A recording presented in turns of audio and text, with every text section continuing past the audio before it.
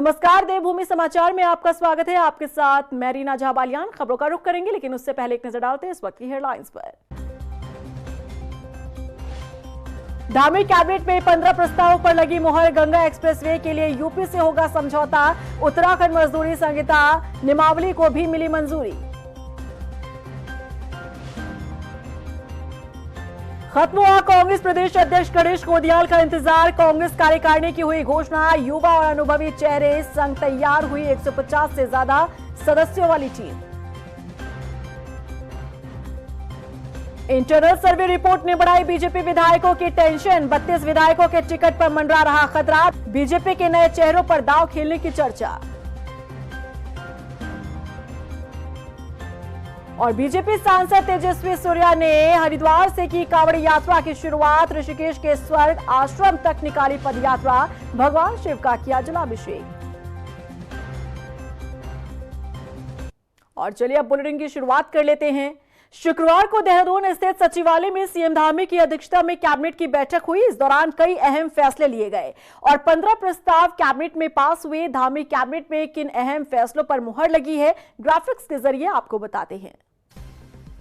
Dhami cabinet में 15 प्रस्तावों पर लगी मुहर। उत्तराखंड मजदूरी संहिता नियमावली को कैबिनेट की मंजूरी। संगठित असंगठित क्षेत्र के श्रमिकों के हितों का होगा संरक्षण। हर महीने की 7 तारीख तक मजदूरी का देना होगा भुगतान। पुरुष और महिला श्रमिकों के लिए होगी समान कार्य की समान मजदूरी। गौ पालन योजना से सामान्य वर्ग को किया जाएगा लाभान्वित। इको टूरिज्म को बढ़ावा देने के लिए उच्च अधिकार प्राप्त समिति में कर सकते हैं संशोधन। वन क्षेत्रों में पैदा होने वाली जड़ी बूटियों को देखते हुए समिति में कर सकते हैं संशोधन।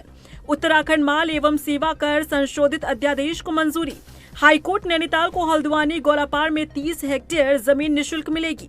उत्तराखंड राज्य क्रीड़ा विश्वविद्यालय हल्द्वानी के लिए 122 पदों के सृजन को मंजूरी। जल जीवन मिशन के तहत केंद्र की गाइडलाइंस राज्य में लागू।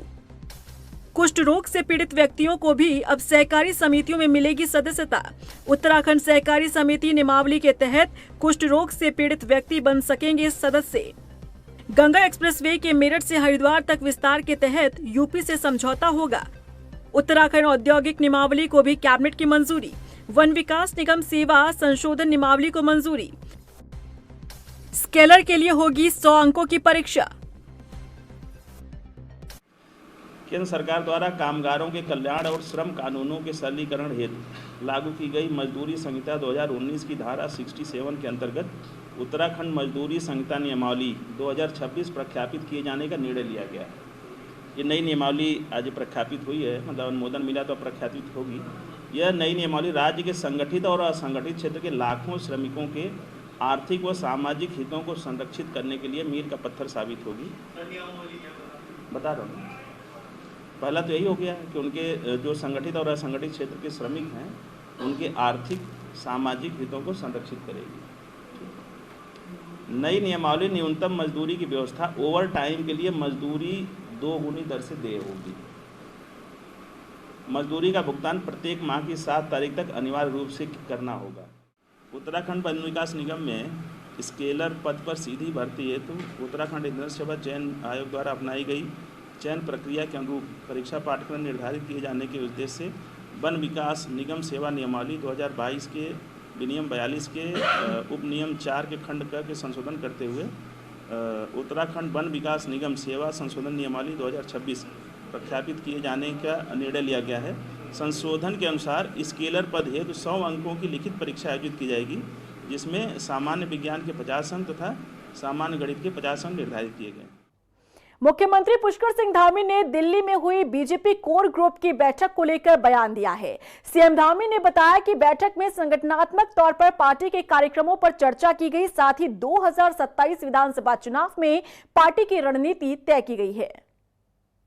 संगठन के जो आगे के कार्यक्रम होने हैं और चूंकि सभी चीज़ों पर संगठनात्मक स्थितियां और जो संगठनात्मक आगे कार्यक्रम होने हैं, भविष्य की दृष्टि से योजनाओं को धरातल पर उतारना है। केंद्र सरकार के साथ जो हमारे यहाँ के प्रोजेक्ट चल रहे हैं उन पर जल्दी स्वीकृति हो, इसी सब संबंधों में ये हमारी सामान्य नियमित रूप से होने वाली बैठक है।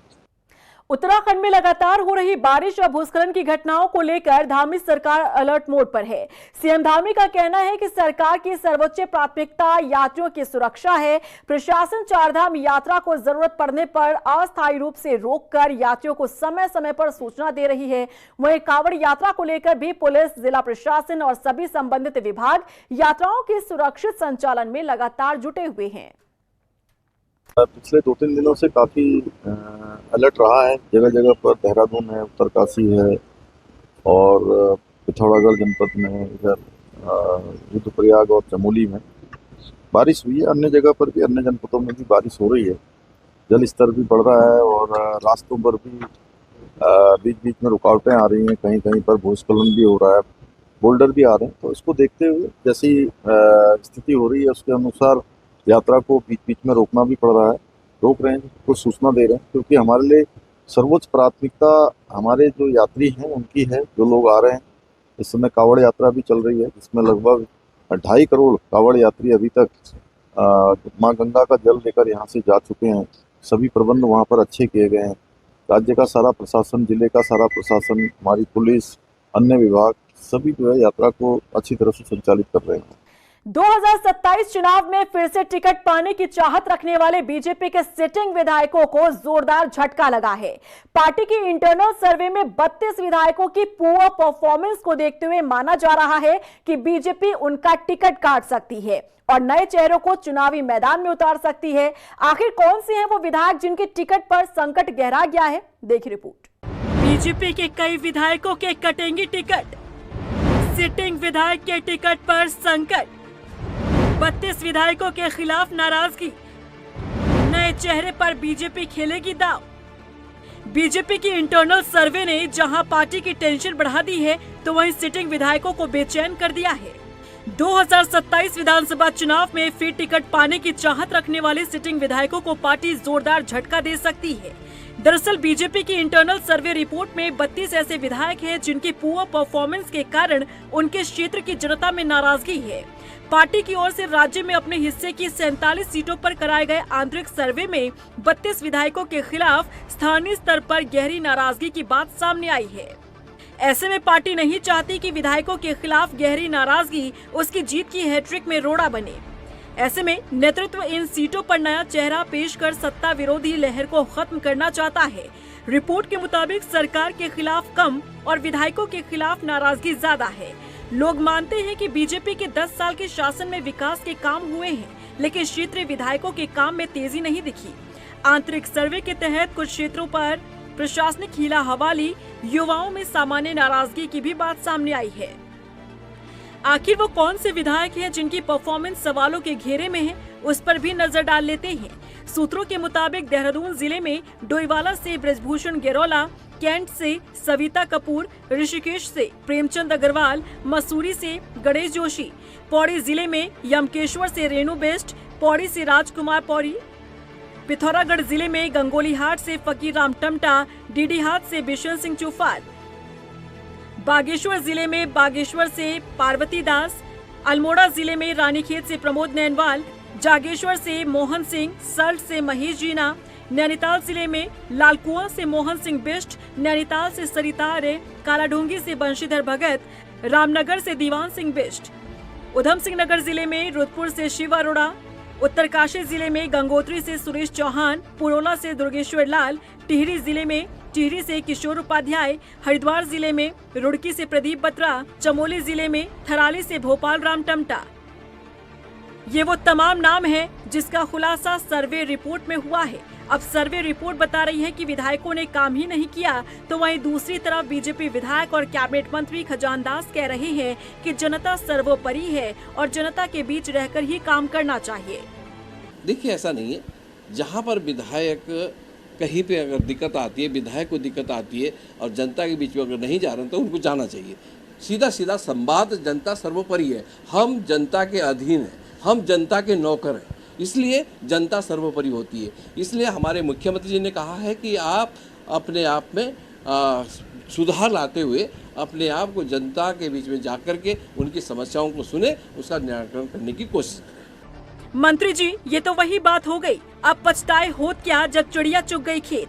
आप अपनी पार्टी के विधायकों को सलाह दे रहे हैं कि उन्हें जनता के बीच जाना चाहिए। अब तो हो गया जो होना था, समय निकल चुका है। आंतरिक रिपोर्ट बता चुकी है कि आपके विधायकों ने काम नहीं किया है, परफॉर्मेंस ही नहीं दिखाई। फिर किस बलबूते पार्टी फिर से उन्हें टिकट देगी और किस बलबूते वो जीतेंगे। वही विपक्षी दल कांग्रेस कह रही है कि जनता की नाराजगी विधायकों को लेकर नहीं बल्कि सरकार के खिलाफ है। देखिए, सर्वे मैंने भी पढ़ा और उसमें यह है कि भाजपा के 32 विधानसभा क्षेत्रों में स्थिति बहुत खराब है जहां उनके वर्तमान में विधायक हैं। मेरा ये मानना है कि 32 से भी ज़्यादा वो क्षेत्र हैं जहां उनकी स्थितियां खराब हैं और ये नाराज़गी विधायकों के प्रति नहीं है, ये नाराज़गी सरकार के प्रति है। ये बहुत स्पष्ट बता रहा हूँ मैं, ये सरकार के प्रति नाराज़गी है। तो जब नाराज़गी सरकार के प्रति होती है तो विधायक का टिकट बदलकर कोई समाधान उन्हें मिले, मुझे ऐसा लगता नहीं है। फिलहाल बीजेपी की सर्वे रिपोर्ट ने विधायकों की नींद उड़ा दी है। फिर से टिकट पाने का सपना देख रहे विधायकों को बड़ा झटका लगा है और जाहिर तौर पर बीजेपी को नए चेहरों को उतारने पर विचार करना ही पड़ेगा, क्योंकि जिन विधायकों ने काम नहीं किया उसे ना तो जनता फिर से मौका देगी और ना ही पार्टी अपनी हार की दिशा में इस तरह का कदम बढ़ाएगी। ऐसे में बीजेपी के विधायकों के टिकट पर तलवार लटकती नजर आ रही है।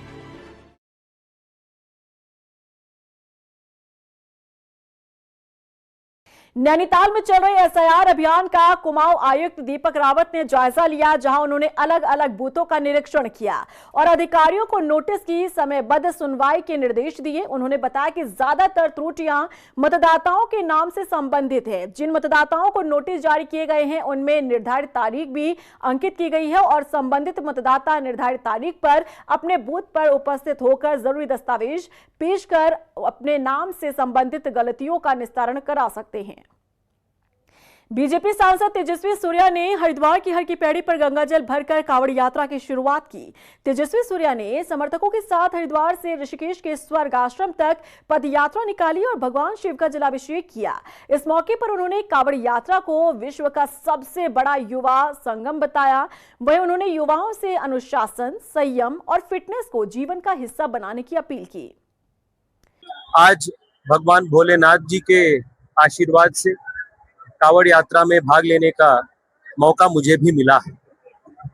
कांवड़ यात्रा विश्व के सबसे बड़ा युवा नेतृत्व वाली, युवा भाग लेने वाली एक श्रद्धा यात्रा है। इस यात्रा में कोई ऑर्गेनाइजर नहीं है, कोई एंट्री फीस नहीं है।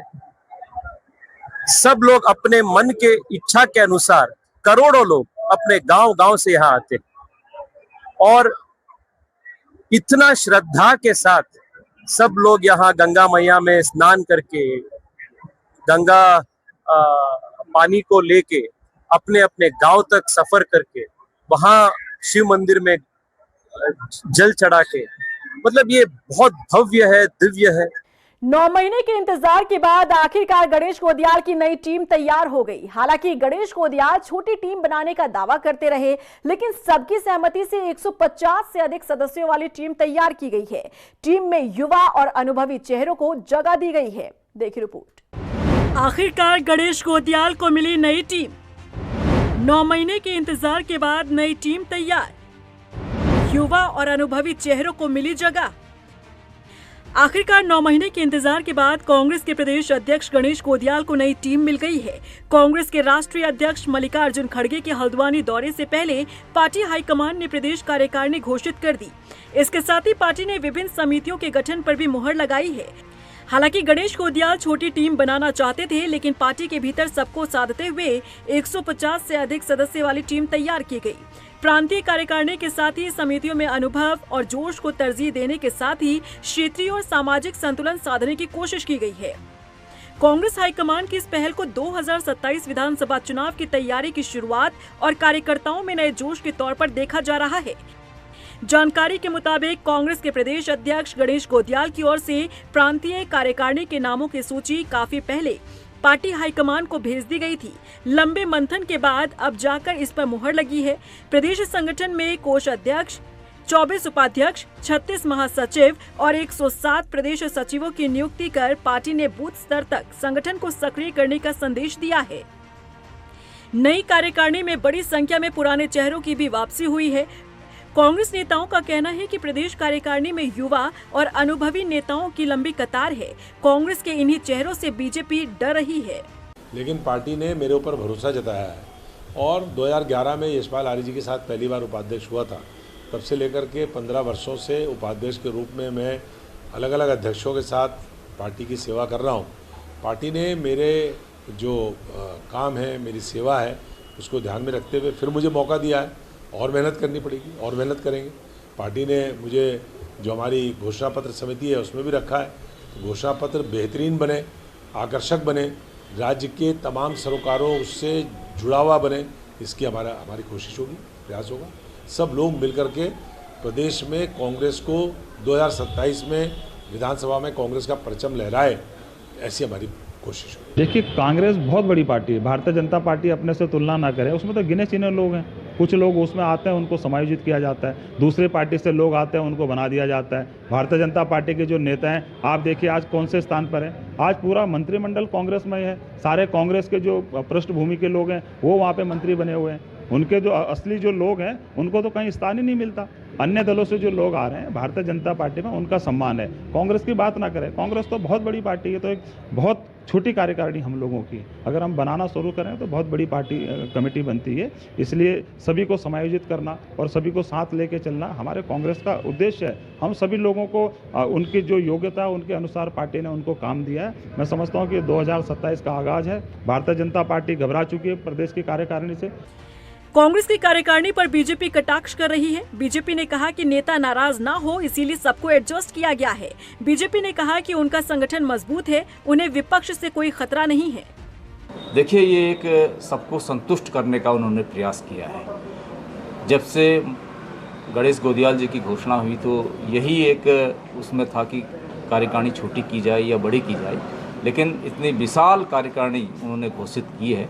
अब ये देखना है कि वो किस प्रकार से जमीन में काम करते हैं। गणेश गोदियाल की नई टीम में वरिष्ठ नेताओं के साथ ही नए चेहरों को भी जिम्मेदारी देकर नेतृत्व ने संतुलन साधने की कोशिश की है। राजनीतिक जानकारों का मानना है कि विभिन्न क्षेत्रों और सामाजिक वर्गों के प्रतिनिधित्व पर विशेष ध्यान दिया गया है ताकि प्रदेश भर में संगठन को मजबूती मिल सके। अब नजर मल्लिकार्जुन खड़गे के हल्द्वानी दौरे पर है। वहां से दिए जाने वाले राजनीतिक संदेश पर अब सबकी निगाहें टिकी है, जहां नई टीम के साथ कांग्रेस आगामी चुनावी रणनीति का भी संकेत दे सकती है।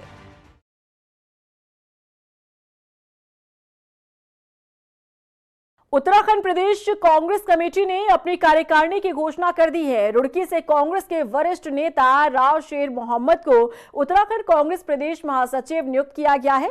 राव शेर मोहम्मद की इस नियुक्ति पर कार्यकर्ताओं ने खुशी जताई है। वहीं राव शेर मोहम्मद ने कांग्रेस नेतृत्व का आभार व्यक्त करते हुए कहा कि जो जिम्मेदारी उन्हें सौंपी गई है उसे वो पूरी निष्ठा और ईमानदारी के साथ निभाएंगे। कमेटी में प्रदेश अध्यक्ष रहा, उसके बाद हज कमेटी में रहा, उससे पहले तिवारी जी के टाइम में राज्य मंत्री का दर्जा रहा, सलाहकार रहा अल्पसंख्यक कल्याण में। अब पार्टी हाईकमान ने महामंत्री की प्रदेश की जिम्मेदारी दी है पीसीसी में। अब प्रदेश में जो भी पार्टी का वो होगा, जहाँ मुझे काम आवंटित किया जाएगा, कोई जिले में दिया जाएगा या जो भी वो है, वो काम ईमानदारी से मेहनत से पार्टी के लिए करेंगे और पार्टी को जिताने का काम करेंगे। आम आदमी पार्टी ने भी चुनावी मैदान में अपनी सक्रियता बढ़ा दी है। आम आदमी पार्टी के प्रदेश उपाध्यक्ष सुभाष व्यापारी ने गदरपुर विधानसभा सीट से दावेदारी पेश की है। सुभाष व्यापारी का कहना है कि अगर पार्टी हाईकमान उन्हें गदरपुर सीट से टिकट देता है तो वो पूरी ताकत के साथ चुनाव लड़ेंगे। वहीं सुभाष व्यापारी ने गदरपुर के विकास को लेकर मौजूदा व्यवस्था पर भी सवाल खड़े किए। उनका कहना है कि पिछले 25 सालों में गदरपुर विधानसभा में अपेक्षित विकास नहीं हो पाया है। मैं ये सोचता हूँ कि जो हमारे ग्राम पंचायत है उनमें भी छोटे छोटे अस्पताल खोले जाए ताकि वहाँ स्थानीय लोगों को भी स्वास्थ्य सुविधाओं का लाभ सरकारी स्तर पे मिले। स्कूल्स जो खराब हो रखे हैं, जहाँ पे व्यवस्था नहीं है, उन चीज़ों को ठीक करना मेरी प्रायोरिटी में रहेगा। रोजगार देने की मेरी प्रायोरिटी रहेगी, कोशिश मेरी रहेगी। और जो डिग्री कॉलेज का मसला है, अभी मुख्यमंत्री जी आए थे तो उन्होंने घोषणा की है और उनके समक्ष एक डिमांड रखी थी यहाँ पे कुछ नए विषय शुरू करने के लिए। अगर वो काम हो जाता है बहुत अच्छा है, लेकिन मेरा भी वो प्रयास रहेगा। हल्द्वानी में लगातार बढ़ती आपराधिक वारदातों ने जनता में नाराजगी व्याप्त की है। ताजा मामला हल्द्वानी के पीलीकोठी क्षेत्र का है, जहां छात्रों के दो गुटों के बीच मारपीट हुई। घटना का वीडियो सोशल मीडिया पर वायरल होने के बाद पुलिस ने सीसीटीवी फुटेज के आधार पर आरोपियों की पहचान शुरू कर दी है। एसपी सिटी मनोज कत्याल ने बताया कि अराजक तत्वों के खिलाफ कड़ी कार्रवाई की जाएगी। बेसिकली कल इसमें 112 पर भी सूचना आई थी, उसके बाद पुलिस ने इनको आइडेंटिफाई करने का प्रयास किया, क्योंकि रात में फुटेजेस वगैरह नहीं मिल पाए, इस वजह से आइडेंटिफाई नहीं हो पाए। और इसमें अभी निर्देश दे दिए गए हैं थाना मुखानी को, इनको आइडेंटिफाई करके तत्काल इनके विरुद्ध जो है कार्रवाई की जाएगी। फिलहाल इसमें से कोई तहरीर किसी भी पक्ष के द्वारा नहीं आई है, परंतु क्योंकि बहुत ही अराजकता इसमें दिख रही है वीडियो में, तो इनको राउंड अप करके इनके विरुद्ध कड़ी निरोधात्मक कार्रवाई की जाएगी और जो भी कारण है घटना के उनको हिसाब से भी विधिक कार्रवाई इसमें की जाएगी। और इसी के साथ फिलहाल इस बुलेटिन में बस इतना ही, लेकिन चलते चलते एक नजर डालते इस वक्त की हेडलाइंस पर। धामी कैबिनेट में 15 प्रस्तावों पर लगी मुहर। गंगा एक्सप्रेसवे के लिए यूपी से होगा समझौता। उत्तराखंड मजदूरी संहिता नियमावली को भी मिली मंजूरी। खत्म हुआ कांग्रेस प्रदेश अध्यक्ष गणेश गोदियाल का इंतजार। कांग्रेस कार्यकारिणी की हुई घोषणा। युवा और अनुभवी चेहरे संग तैयार हुई 150 से ज्यादा सदस्यों वाली टीम। इंटरनल सर्वे रिपोर्ट ने बढ़ाई बीजेपी विधायकों की टेंशन। 32 विधायकों के टिकट पर मंडरा रहा खतरा। बीजेपी के नए चेहरों पर दांव खेलने की चर्चा। और बीजेपी सांसद तेजस्वी सूर्या ने हरिद्वार से की कांवड़ यात्रा की शुरुआत। ऋषिकेश के स्वर्ग आश्रम तक निकाली पदयात्रा। भगवान शिव का किया जलाभिषेक।